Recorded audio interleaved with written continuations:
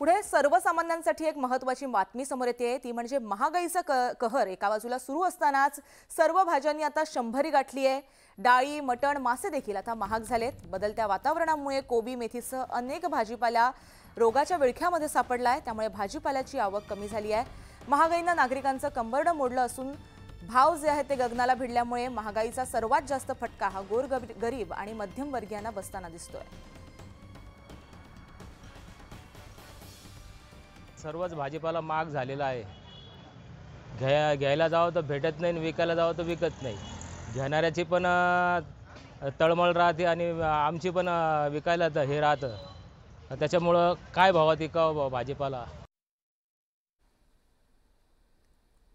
तर महाराष्ट्र गृहनिर्माण व क्षेत्र विकास प्राधिकरणाच्या म्हणजेच म्हाडाच्या अधिकृत संकेतस्थळाशी नामसाधर्म्य असणारी बनावट अनधिकृत संकेतस्थळ तयार करण्यात आली आहेत। या माध्यमातून काही नागरिकांची फसवणूक देखील झाल्याचं निदर्शनास आलंय। म्हाडा प्रशासनातर्फे सदर बनावट संकेतस्थळ निर्माण करणाऱ्या अज्ञात व्यक्तीविरुद्ध सायबर सेलमध्ये तक्रार दाखल करण्यात आली आहे। म्हाडातर्फे नुकतीच मुंबईतील विविध गृहप्रकल्पातील 2030 सदनिकांची सोडत जाहीर करण्यात आली। म्हाडाचे उपाध्यक्ष तथा मुख्य कार्यकारी अधिकारी संजीव जयस्वाल यांनी राज्यातील इच्छुक अर्जदारांना समाधानतेचा इशारा दिला आहे। तर म्हाडाने मुंबईतील महत्त्वाच्या प्रभागामध्ये 2030 घरांची जाहिरात काढली आहे। त्यामध्ये अत्यल्प, अल्प, मध्यम आणि उच्च गटात विभागणी केली असून या उत्पन्न गटानुसार उमेदवारांना घरासाठी अर्ज करता येणार आहेत। त्यामध्ये अत्यल्प उत्पन्न गटामध्ये अर्जदाराचे वार्षिक उत्पन्न हे 6 लाख रुपये देण्यात आले, तर उच्च उत्पन्न गटामध्ये 12 लाखांपेक्षा अधिक वार्षिक उत्पन्न मर्यादा आहे। विशेष म्हणजे या जाहिरातीत विविध प्रवर्गांसाठी राखीव जागा सुद्धा आहेत। त्यामध्ये आमदार खासदारांना सुद्धा राखीव घरं आहेत। विशेष म्हणजे अत्यल्प उत्पन्न गटातूनही आमदार खासदारांना घरं देण्यात येणार आहेत। म्हणजेच 6 लाख रुपये उत्पन्न मर्यादा असलेल्या गटातूनही आमदार खासदारांसाठी घरं आरक्षित असल्यामुळे अनेकांनी आश्चर्य व्यक्त केलं आहे।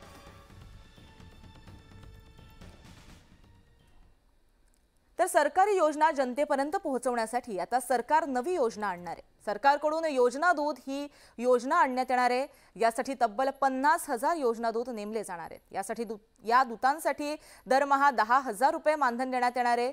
विविध साहित्य सुद्धा दूतांना देण्यात येणार आहे।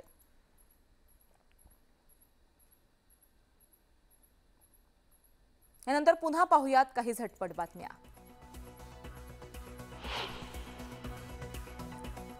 संरक्षण संशोधन आणि विकास संस्था DRDOनं तमिळनाडूतील सुलूर येथे सर्वात मोठा आंतरराष्ट्रीय हवाई सराव तरंग शक्ती सराव आयोजित केला आहे। या सरावामध्ये 51 देशांनाही आमंत्रित करण्यात आले आहे। तमिळनाडूमध्ये स्वातंत्र्य दिनाच्या आधी 2 दिवस हेलिकॉप्टरची प्रात्यक्षिकं करण्यात आली। भारतीय वायुसेनेकडून सारंग हेलिकॉप्टरची प्रात्यक्षिकं करण्यात आली आहे। जम्मू काश्मीरच्या रियासीमध्ये स्वातंत्र्य दिनाच्या पूर्वी चिनाब नदीवरती तिरंगा रॅली काढण्यात आली आहे। जगातील सर्वात उंच रेल्वे पुलावर 750 मीटर लांब तिरंगा घेऊन तिरंगा रॅली काढण्यात आली। गुजरातच्या अहमदाबादमध्ये भव्य अशा हर घर तिरंगा रॅलीचं आयोजन करण्यात आलं होतं। हर घर तिरंगा मोहिमेमध्ये केंद्रीय गृहमंत्री अमित शहा तसंच गुजरातचे CM भूपेंद्र पटेल सहभागी झाले होते। स्वातंत्र्य दिनाच्या आधी ऐतिहासिक इमारतींवर आकर्षक रोषणाई करण्यात आली आहे। गुवाहाटीत 78व्या स्वातंत्र्य दिनाच्या निमित्तानं सरकारी इमारती तिरंग्याच्या रंगात न्हाऊन निघाल्यात। जम्मू आणि काश्मीरमध्ये स्वातंत्र्य दिनाचा उत्साह पाहायला मिळतोय। हर घर तिरंगा कार्यक्रमाअंतर्गत CRPFनं श्रीनगरमध्ये तिरंगा बाईक रॅली आयोजित करण्यात आली होती। वायनाडमध्ये पडणाऱ्या पावसामुळे मुक्या प्राण्यांचे मोठ्या प्रमाणात हाल होत आहेत। वायनाडमध्ये NDRFच्या टीमनं गायीला पुराच्या पाण्यात वाहून जाण्यापासून वाचवलंय।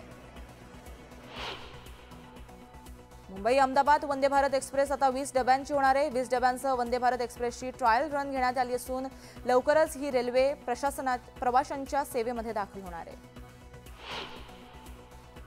आता अनोळखी टेलिमार्केटिंग कॉलचं नो टेन्शन असंच चित्र आता समोर आलंय, कारण टेलिकॉम कंपनीसाठी ट्रायकडून नवी नियमावली जारी करण्यात आली आहे। रजिस्टर नसलेल्या टेलिमार्केटिंग कंपनीचे नंबर तात्काळ बंद करण्याचे आदेश देण्यात आले आहेत।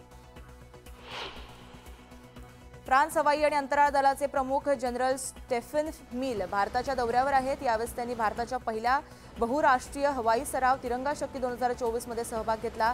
तेजस या मेड इन इंडिया विमानात त्यांनी उड्डाण केलं। मंगळ ग्रहावर पाण्याचे साठे असल्याचं संशोधनातून समोर आलंय। नासाच्या इनसाइट लँडरला डेटावरील आधारित एक संशोधन करण्यात आलं। यावेळेस मंगळ ग्रहाच्या भूपृष्ठाखाली 10 ते 20 किलोमीटर खोलवर पाण्याचा साठा असण्याची शक्यता वर्तवण्यात आली आहे।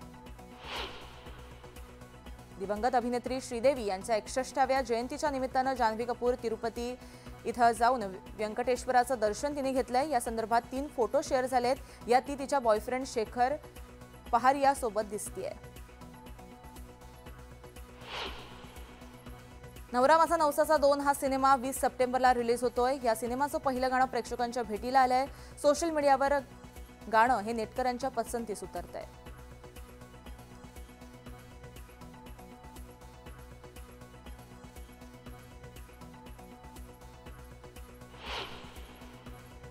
हिंदी चित्रपटसृष्टीतील यशस्वी जोडी सलीम जावेदवर लवकरच एक डॉक्युमेंटरी येणार आहे। अँग्री यंग मॅन नावाची ही डॉक्युमेंटरी फरहान अख्तर आणि झोया अख्तरनं दिग्दर्शित केली आहे।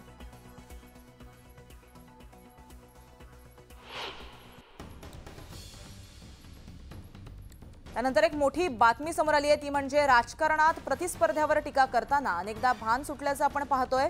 आमदार रवी राणा यांनी सुद्धा वडट्टीवारांवर टीका करताना भान सुटल्याचं पाहायला मिळालं। लाडकी बहीण योजनेवरून सुरू असलेल्या वादातून राणा यांनी वडट्टीवारांवरती टीका केल्याचं कळतंय। हे काल शेमडा बोलत होता विरोधी पक्षनेता की राज्याची तिजोरी खाली होतं, त्याचं नाव आहे वडट्टीवार,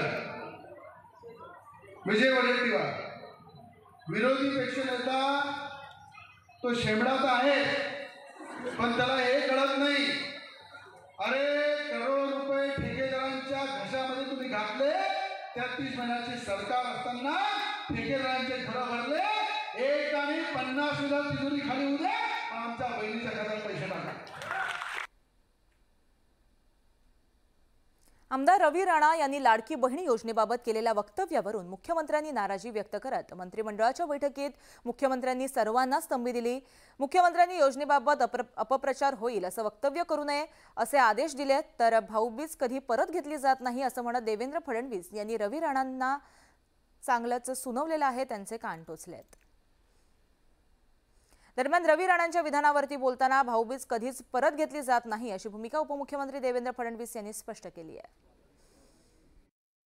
1500 रुपये आज मिळाले आणि उद्या तुमचा भाऊ म्हणून जर सरकारला विनंती केली की हे 3000 रुपये, हे 1500 रुपयाचे 3000 झाले पाहिजे, हे कधी म्हणू शकतो आपण?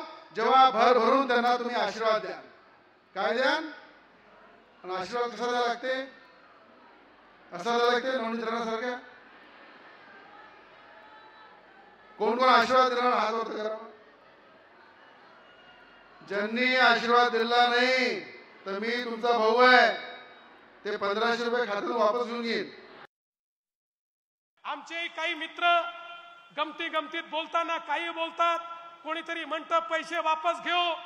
अरे वेड्यांनो, या देशामध्ये भाऊबीज कधीच परत घेतली जात नाही।